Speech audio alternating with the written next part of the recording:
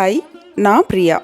Law of attraction இதை use பண்ணி நீங்கள் உங்களுக்கு பிடிச்ச வாழ்க்கையை ரொம்ப சூப்பராக வாழ்கிறதுக்கு நீங்கள் எந்த மாதிரியான மைண்ட் செட்டில் இருக்கணும் அப்படிங்கிறதுக்கு உண்டான கிளாஸஸ் நான் எடுத்துகிட்ருக்கேன். உங்களுக்கு தேவை இருக்குது அப்படின்னா காண்டாக்ட் பண்ணுங்கள். தேங்க்யூ. ஹாய், இந்த வீடியோ பார்த்தீங்கன்னா லா ஆஃப் அட்ராக்ஷனில் இருக்கிறேங்க. ஆனால் வந்துட்டு ஒரு ரொட்டீன் கிரியேட் பண்ணுறதுக்கு எப்படின்னு தெரியல. ஏன்னா வந்துட்டு ரொம்ப பிஸி ஸ்கெடியூல் இருக்குது என் லைஃப். நான் வந்து வேலைக்கு போகிறேன், இல்லை வந்து வீட்லேயே இருக்கேன், இல்லை ஏதாவது ஒரு ஃப்ரீலான்சராக இருக்கேன். நீங்கள் என்ன வேணால் பண்ணுங்க, மொத்தத்தில் ஒரு ரொட்டீன் எனக்கு நான் வந்துட்டு கிரியேட் பண்ணிக்கணும் அப்படின்னு யாராவது இருக்கீங்கன்னா, இப்போ நான் சொல்கிற சில ரொம்பவே பேசிக்கான விஷயங்களை நீங்கள் ஃபாலோ பண்ணீங்க அப்படின்னா நாள் ஆக ஆக அந்த கன்சிஸ்டன்சிங்கிற ஒரு விஷயம் வந்து உங்கள் லைஃப்பில் ஒரு டிராஸ்டிக் சேஞ்ச் கொண்டு வரும். அது வந்து உங்களை நெக்ஸ்ட் லெவலுக்கு கூட்டிகிட்டு போகும். சரிங்களா? ஸோ இப்போ ஃபஸ்ட்டு பேசிக்காக ரொட்டீனே இல்லாமல் யூனிவர்ஸ் பற்றியெல்லாம் எனக்கு தெரியும், வெறுமனே நான் வந்துட்டு இந்த ஒருத்தவங்க ஒரு டெக்னிக் சொல்கிறத பார்த்து நான் பண்ணிக்கிட்டு இருக்கேன், கேட்டுட்ருக்கேன், அவ்வளோதாங்க எனக்கு லா ஆஃப் அட்ராக்ஷன் நாலேஜே இருக்குது அப்படின்னு நினச்சிங்கன்னா அது பத்தாது. முதல்ல ஒரு ரொட்டீன்குள்ளே வாங்க. அது எப்படின்னு இப்போ வீடியோக்குள்ளே போய் தெரிஞ்சுக்கலாம். ஃபர்ஸ்ட் நம்ம என்ன பண்ண போகிறோம் அப்படின்னா, லா ஆஃப் அட்ராக்ஷனில் இருக்கிற எத்தனை பேர் வந்து கிராட்டிடியூடாக இருப்பீங்க எனக்கு தெரிஞ்சு, செல்ஃப் லவ்வாக இருங்க. சரிங்களா? அது வந்து ரொம்ப முக்கியம். ஃபர்ஸ்ட் வந்து செல்ஃப் லவ்வாக இருக்கணும். அதுக்கப்புறம் நீங்கள் வந்து உங்களை மதிக்கணும், உங்களை லவ் பண்ணணும். இது வந்து நான் மோஸ்ட் ஆஃப் த வீடியோஸில் சொல்லிட்டு இருக்கேன், இனிமேலும் சொல்லுவேன். ஏன்னா இது நமக்கு ரொம்ப முக்கியம் இல்லையா? ஸோ செல்ஃப் லவ் அப்படிங்கிற ஒரு ஃபர்ஸ்ட் அந்த கான்செப்ட் எடுத்துக்கோங்க. நீங்கள் அப்படி தான் இருக்கணும். அதுக்கப்புறம் கிராட்டிடியூடாக இருக்கிறது, அதுக்கப்புறம் ஒர்க் பண்ணுறது, அப்புறம் அக்செப்ட் பண்ணிக்கிறது, ரிசீவ் பண்ணுறது. அது வாட் எவர் நீங்கள் என்ன புரிதல் என்ன இருக்கீங்களோ அந்த மாதிரி நினச்சிக்கோங்க. சரிங்களா? ஸோ இப்படி இருக்கிறோம் நம்ம. இப்போ இதில் எவ்வளோ பேர் அந்த செல்ஃப் லவ் கிராட்டிடியூடுக்குள்ளே கூட நம்மளால வந்து நிறையா பேர்னால ஈஸியாக இருக்க முடியறது இல்லை. ஏன்னா டக்குன்னு யாராவது சொல்லிட்டாங்கன்னா இம்மீடியட்டாக ரியாக்ட் ஆகிறதுக்கு வந்து நம்ம அவ்வளோ ரெடியாக இருக்கும். ரெடி டு ரியாக்ட் மோட்லேயே இருந்தீங்க அப்படின்னா உங்களால் வந்து அந்த பீஸ்ஃபுல்லாலாம் இருக்க முடியாது. ஸோ கொஞ்சம் வந்து காம் ஆகுங்க. உங்கள் மைண்டை வந்து கொஞ்சம் காம் பண்ணுங்க. ஏப்பா இது ஒன்றும் இல்லைப்பா, பார்த்துக்கலாம்ப்பா அப்படின்ட்டு ஒரு ஃப்ரெண்டு உங்கள் மேலே எப்போவுமே உங்கள் கூட இருந்து தோளில் கை போட்டு உங்களை வந்து ஒரு கன்சோல் பண்ணிட்டு இருந்தால் எப்படி இருக்கும், அந்த மாதிரி நீங்கள் உங்ககிட்ட பேசுங்க.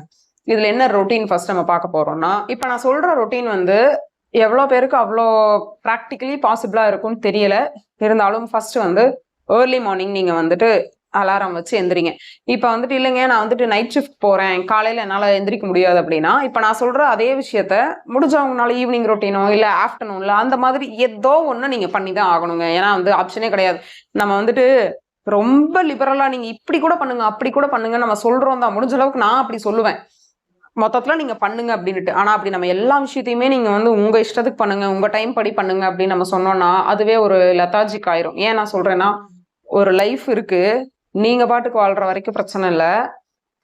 அன் டைம்ல நம்ம சாப்பிடுவோம், நம்மளோட வேலை ரொட்டீன் வேற மாதிரி இருக்கும், வெளியில எங்கேயாவது லேட் நைட் ஸ்லீப்பு, இந்த மாதிரி நிறைய விஷயங்கள் இருக்கும். ஆனா ஒரு ரொட்டீனை நம்ம செட் பண்ணி நீங்க அந்த ரொட்டீனுக்குள்ள நீங்களேவே லவ் பண்ணணும். அந்த ரொட்டீன் இதை நான் செய்யணும், இது எனக்கு வேணும், இப்படி என் லைஃப் நான் மாத்தணும், என் லைஃப்குள்ள இப்படி ஒரு ரொட்டீன் இருக்கிறது வந்து எனக்கு அது ஒரு ப்ரைடு. யாருமே அப்படி இருக்க மாட்டாங்க. நான் இருக்கேன், என் ஹெல்த்தை நான் பாத்துக்கிறேன், ஏன்னா நான் பத்திரமா பாத்துக்கிறேன், என் மென்டல் ஹெல்த்தை பாத்துக்கிறேங்கிற அளவுக்கு நீங்க உங்களை லவ் பண்ணீங்கன்னா மட்டும்தான் அந்த ரொட்டீனுக்குள்ள ஜஸ்ட் உள்ள வருவீங்க. அட்லீஸ்ட் ட்ரையாவது பண்ணுவீங்க. ஸோ ட்ரை பண்ணுங்க. இதனால என்ன ஆகும்னா, நீங்க வந்து அதை ரெகுலரா கன்சிஸ்டன்ஸா பண்ண அந்த ரொட்டீனுக்கு ஏற்ற மாதிரி உங்க லைஃப் ஸ்டைல் கண்டிப்பா மாறும். இது வந்து நான் எக்ஸாம்பிள் எனக்கு தெரிஞ்சு, நான் ஒரு ரொட்டீன்ல இருந்தேன் அப்படின்னா அதை கண்டினியூவா நான் பண்ண என் லைஃப் வந்து அந்த ரொட்டீனுக்கு ஏற்ற மாதிரி என்னோட சுச்சுவேஷனே ஓவராலா சேஞ்ச் ஆயிரும். அந்த சேஞ்சை இனிமே நம்ம வந்து அக்செப்ட் பண்ணிக்கணும் தான். ஸோ ஃபர்ஸ்ட் நான் என்ன சொல்றேன்னா, நார்மலா இருக்கிறீங்க, மார்னிங் ஒரு 9 o'clock தான் நான் வேலைக்கு கிளம்புவேன் அப்படின்னா எந்திரிங்க, நேரமா எந்திரிங்க, தப்பே கிடையாது. நீங்க எவ்வளவு பிசிக்கல் ஒர்க் பண்ணாலும் பரவாயில்ல, நேரமா எந்திரிக்கிறீங்க. ஃபர்ஸ்ட் ஒரு ஆல்ஃபா மெடிடேஷன் போட்டு கேளுங்க. சரிங்களா? அது மினிமம் ஒரு 15 minutes, 10 to 15 minutes இருந்தா போதும். எதுவுமே உங்களை வந்து பெருசா பண்ணுங்கன்னு நான் சொல்லலை. 10 to 15 minutes ஒரு மெடிடேஷன் நீங்க கேட்குறீங்க. வந்துட்டு உங்களோட டைம் வந்து ரொம்ப கில் பண்ணி உங்களோட ரொட்டீனுக்குள்ள செய்யவே முடியாததை நான் வந்து மேக்சிமம் சொல்றது இல்லை. ஆனா அந்த ரொட்டீனை நீங்க ஃபர்ஸ்ட் ஃபார்ம் பண்ணுங்கன்னு நான் சொல்றேன். சரிங்களா? ஒரு 10 to 15 minutes வந்து நீங்க அந்த ஆல்ஃபா மெடிடேஷன் கேட்குறீங்க. அதுக்கப்புறம் சிம்பிளா ஒரு 15 minutes யோகா, மூச்சு பயிற்சி, இந்த மாதிரி எல்லாமே கலந்த மாதிரி ஏதாவது ஒரு யூடியூப் சேனல்ல வீடியோஸ் இருக்கும் இல்லையா, அந்த மாதிரி ரேண்டமா நீங்க ஏதாவது ஒரு வீடியோ எடுத்துக்கிட்டீங்கன்னா அதவே டெய்லி கேளுங்க. வாக்கிங் போறீங்க, ஒரு 1/2 hour வாக்கிங் போறீங்க அப்படின்னா அந்த 1/2 hourல உங்களுக்கு என்னெல்லாம் லைஃபுக்கு நீட் இருக்கோ அதுக்கேற்ற மாதிரியான அஃபர்மேஷன்ஸை வந்து பிளேலிஸ்ட்ல போட்டுக்கோங்க. அந்த 1/2 hour வேஸ்ட் பண்ணக்கூடாது. நம்ம காதுல மாட்டிக்கிட்டு கேட்டுட்டே இருங்க. நானே சொல்லியிருக்கேன், வாக்கிங் போகும்போது காதுல எல்லாம் எதுவும் போட்டுக்காதீங்க அப்படின்னு நான் சொல்லியிருக்கேன். ஆனால் நான் அதை வந்து ஆரம்ப காலத்தில் கேட்டிருக்கேன். ஏன்னா நம்மளோட அந்த டைம் நம்ம வந்து நமக்கு ரொட்டீன் அதுதான் இருக்குது அப்படிங்கும்போது நம்ம அதை தானே பண்ணிக்கணும். ஆனால் அப்படி கேட்டுட்டு இருந்தேன். எனக்கு இன்னைக்கு வந்து சும்மா கேட்கறதுக்கே எனக்கு வந்து டைம் இருக்கு. ஸோ நம்மளோட லைஃப் ஸ்டைல் மாறும். அதை நம்பி நீங்க வாக் பண்ணும்போது அந்த அஃபர்மேஷன் கேட்குறீங்க. ஸோ உங்களுக்கு காலையிலேயே பார்த்தீங்கன்னா மெடிடேஷன் முடிஞ்சிருது, யோகா முடிஞ்சிருது, அஃபர்மேஷன்ஸும் உங்களுக்கு லைஃபுக்கு என்ன தேவையோ அதுக்கு உண்டான அஃபர்மேஷன்ஸ் கேட்குறீங்க. ஸோ இது வந்து ஒரு ப்ராப்பர் ரொட்டீன். இதை வந்து நீங்கள் கன்சிஸ்டண்ட்டாக பண்ணணும். சரிங்களா? இதில் இன்னொன்று என்னன்னா, நீங்கள் வந்து ஃபர்ஸ்ட் ஒரு 21 டேஸ்க்கு நீங்கள் இதை பண்ணுங்க. இப்போ நான் சொன்னதும் அவ்வளோ பெரிய விஷயமே கிடையாதுங்க. ரொம்ப சாதாரணமான விஷயம். டெய்லியும் வந்து ஒரு 4 மணிக்கு அலாரம் வைங்க. இல்லையா, ஒரு 4:30 மணிக்கு அலாரம் வச்சுட்டு என்னால் வந்து 4:30 கூட எனக்கு மனசார சொல்ல முடியல, நீங்கள் 4க்கே வைங்க, இல்லைன்னா 4:15 வைங்க. வச்சுட்டு 4:15 நம்ம ரெடியா இருக்கணும். நம்ம ரெடியா இருக்கிற அந்த டைமை வந்து நீங்க அலாரமா வைக்க கூடாது. 4 மணி அப்படின்னா நீங்க வந்து ஒரு அலாரம் வச்சுட்டு ஒரு 10 மினிட்ஸ் ஸ்னூஸ் அந்த டைம் காமிக்கும் இல்லையா, ஒரு 4:10 அடிக்கும் போதெல்லாம் ஏஞ்சிருங்க. உங்க டைமுக்கு தகுந்த மாதிரி, உங்களோட மார்னிங் ரொட்டீனுக்கு தகுந்த மாதிரி இப்ப நான் சொன்னதை செய்யுங்க. Meditation, walking, yoga. சரிங்களா? இது வந்து ரொம்ப மேண்டட்ரி. மெடிடேட் பண்ணுறது வந்து நமக்கு மென்டலி நமக்கு ஹெல்ப்ஃபுல்லாக இருக்கும். அந்த ஆல்ஃபா மெடிடேஷன்லேயே உங்களுக்கு தெரியாது, நீங்கள் கேட்டிங்க அப்படின்னாவே அந்த கைடட் மெடிடேஷன் போடுங்க. அது அது அது கேட்டிங்கன்னா உங்களுக்கு தெரியும் அந்த டைமில் யூனிவர்ஸ் கூட நம்ம எவ்வளோ கனெக்டாக இருக்க போகிறோம் அப்படிங்கிறது எல்லாமே உங்களுக்கே தெரியும். நான் தனியாலாம் சொல்ல வேணாம். அடுத்தது யோகா. பிசிக்கலி வந்து நம்மளை ரொம்ப அது வந்து ஹெல்த்தியாக வச்சுக்கும். அப்புறம் வந்து மூச்சு பயிற்சி. இது எல்லாமே நம்மளோட சக்ரா பேலன்சிங்க்கு நடக்கும். ஸோ இது எல்லாமே ஒரு பாசிட்டிவான விஷயம். டெய்லி காலையில் நம்ம எந்திரிக்கும் போது இதெல்லாம் பண்ணிட்டு எந்திரிச்சோம் அப்படின்னா அந்த டேவே பார்த்தீங்கன்னா நமக்கு ரொம்ப பிரிஸ்கா இருக்கும். நீங்களே நினச்சிருக்கீங்களா, என்னைக்காவது லேட்டாக எந்திரிச்சிங்க அப்படின்னா அந்த நாள் பூராவே நமக்கு வந்து ஒரு டயர்டா, ஏதோ ஒரு மிஸ் பண்ற மாதிரி ஒரு பிரிஸ்கியாவே இருக்காது. ரீசன் என்னன்னா, அந்த நம்ம என்னதான் தூங்கி லேட்டா எந்திரிச்சாலும் நம்ம டயர்ட்னஸா தான் இருப்போம். ஆனா நம்ம ஏர்லியா எந்திரிக்கிறோம் அப்படின்னா அந்த சுறுசுறுப்பு த்ரூ அவுட் த டே வந்து நமக்கு இருந்துகிட்டே இருக்கும். தூக்கம்ங்கிறத நம்ம எல்லாரும் 8 மணி நேரம் நினைச்சிட்டு இருக்கோம். ஆனா வந்து எனக்கு தெரிஞ்சு பழகினவங்களுக்கு 6 மணி நேரம் தூக்கம் அப்படிங்கிறதே போதுமானது. இப்ப நிறைய வந்துட்டு கிரியா யோகம் சொல்றாங்க இல்லையா, அவங்க ப்ராப்பரா சொல்ற அந்த கிரியாவை விட்டுறலாம். இப்ப நான் வந்து இதை நான் வந்து கன்சிஸ்டண்டா என் லைஃப் ஃபுல்லா நான் இதை பண்ணுவேன், இதை பண்ணாம நான் இருக்க மாட்டேன். காலையில எந்திரிச்சேன்னா இந்த டைமுக்கு இதை பண்ணுவேன், இந்த டைமுக்கு நான் இதை பண்ணுவேன், மதியம் இதை பண்ணுவேன் அப்படின்னு நம்ம சில வந்து ரொட்டீன்ஸ் வச்சிருக்கோம் இல்லையா, அதை எந்த அளவுக்கு கன்சிஸ்டன்சியா பண்றோமோ அதுதான் கிரியா, செயல். சரிங்களா? அந்த வினை செயல் எல்லாமே ஒண்ணுதான்.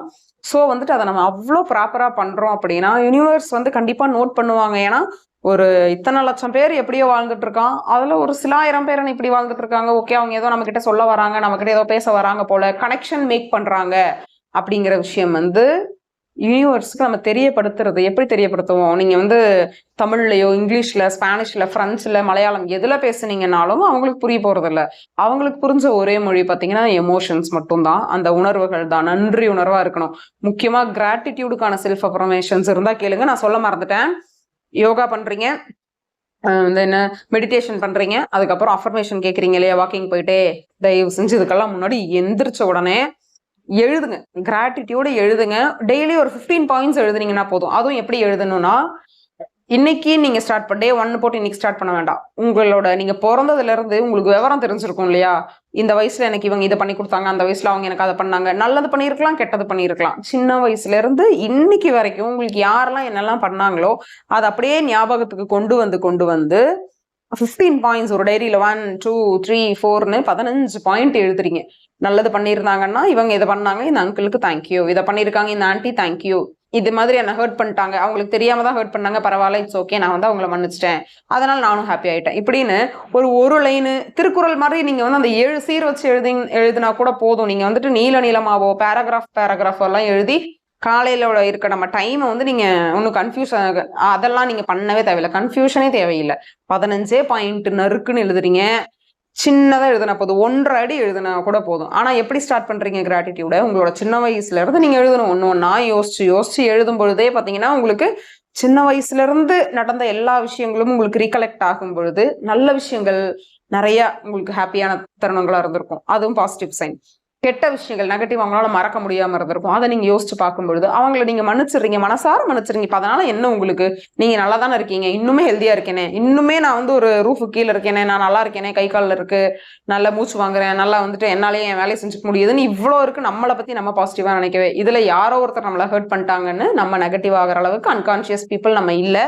ஸோ எழுதுங்க. யாரெல்லாம் உங்களுக்கு கெடுதல் பண்ணாங்களோ அவங்களெல்லாம் மனசார மன்னிச்சுட்டு அதோட விட்டுருங்க. நீங்க வந்து அவங்கள உட்காந்து யோசிக்கணும், அவங்க கூட நீங்க திரும்ப போய் ரீகனெக்ட் ஆகுங்க, ஜாயின் பண்ணுங்க, பேச்சப் ஆகுங்கலாம் சொல்லலை. கெடுதல் பண்ணாங்க, ஏமாத்திட்டாங்க, இல்லை திட்டாங்க, சின்ன வயசுல ஒரு மிஸ் திட்டாங்க, அது எனக்கு வலிச்சுது, ரொம்ப கஷ்டமா இருக்கு இன்னைக்கு வரைக்கும்னா கூட அவங்களையும் மன்னிச்சிருங்க. ஸோ இப்படியே எழுதிட்டே வரீங்க. ஒரு பாயிண்ட்ல என்ன ஆயிரும்னா டில் டேட்டுக்கு வந்துருவீங்க. அது எவ்வளவு பேஜஸ் போயிட்டே இருக்கும். டெய்லி 15 பாயிண்ட் தானே எழுதுறீங்க. பொறுமையா எழுதலாம். எந்த அவசரமும் கிடையாது. உங்களுக்கு ஒருவேளை காலையில ஆனா எனக்கு காலையில தான் நீங்க எழுதணும், முடியவே இல்லைங்க இந்த ரொட்டீன் அப்படின்னா, இது அப்படியே ஒரு ஈவினிங்கா மாத்துங்க. இல்லையா நைட்ல மாத்துங்க. இவ்வளவுதான் ரொட்டீனு. சரிங்களா? கிராட்டிடியூடு, மெடிடேஷன், யோகா, வாக்கிங், அப்புறம் உங்களோட டே டு டே லைஃப்.